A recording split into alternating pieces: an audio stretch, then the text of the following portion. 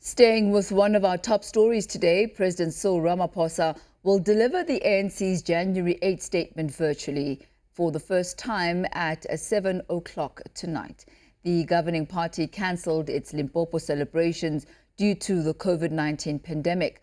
But to give us an analysis on the upcoming ANC statement, we're joined now by COSATU's General Secretary, Bheki NtshaliNtshali.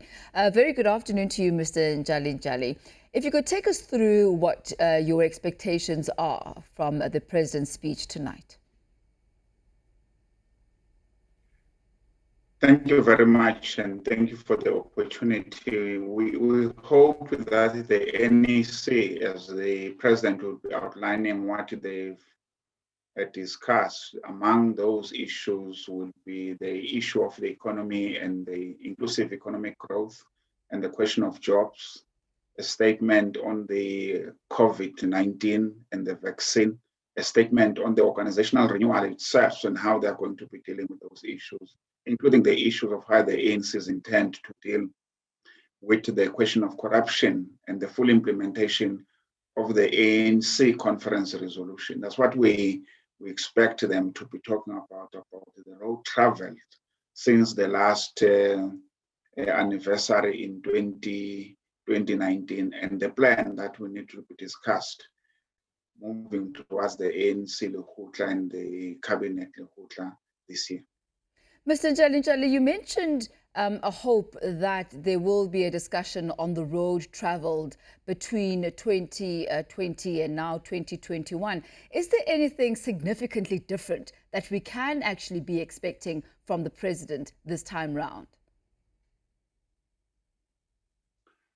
Look, we're not in the ANC, NEC will not know as to what they will say, and we don't want to be political analysis and keep guessing what they will say. We can only say what we wish they will address as they're moving forward. And I outlined that the issue of jobs, I think, is in the priority of government. So it should be in the priority of the ANC itself to ensure that there's a reversal to the job path that we have seen last year.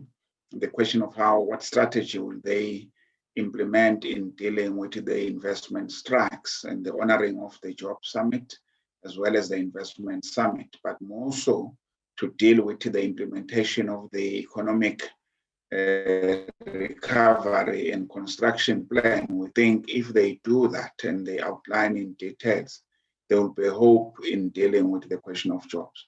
So we don't know what they've discussed. We can only indicate what are our wish that they will be able to announce as they outline the road ahead.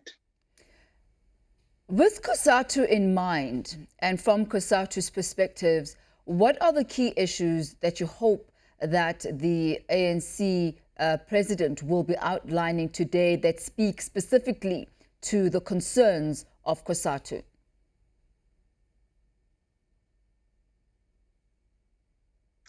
Oh, there are many. I think the first issue that we think the ANC will deal with is the question of the jobs and the economy, the implementation of the plan.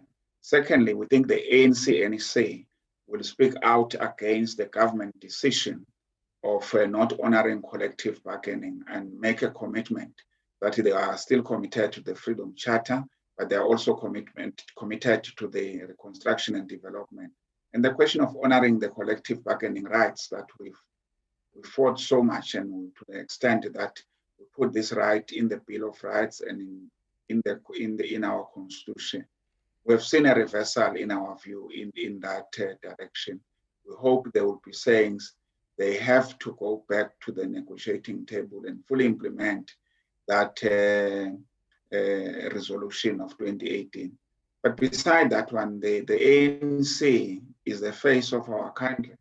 They need to give hope as how are they going to deal with the question of vaccine and what are the rollout plan, including the question of getting the right people in the right jobs, particularly in the health sector, which we know that is bleeding, does not have the capacity to do what is supposed to be done. The question of the implementation of the NHI, all the two that I've just mentioned, are a prerequisite of a healthy nation in dealing with the problem that now the COVID-19 have exposed. And should the president not touch on the issue of the NHI and the issue of collective bargaining, what then would be the prospective steps forward for COSATU? This is something that you've been dealing with for quite a long time, trying to make headway regarding that. And a lot of the public servants as well are feeling like they're not getting their part of the bargain from the collective bargaining, the fact that they fulfilled their role in doing the work, but that government has not come to the party. How will COSATU move forward should this not be addressed tonight?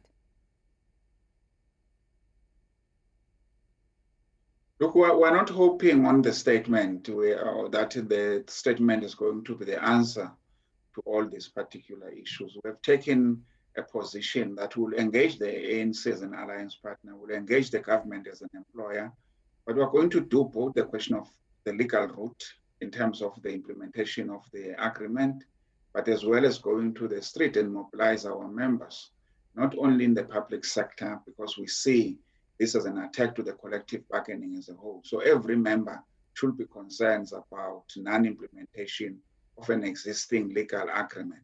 So we're mobilizing our members in any way. We're not waiting for a miracle that this statement will address those issues. If they do address and they solve it, fair and good, we'll celebrate. But if they don't, we'll continue mobilizing our members and says we cannot accept any attack on the collective bargaining.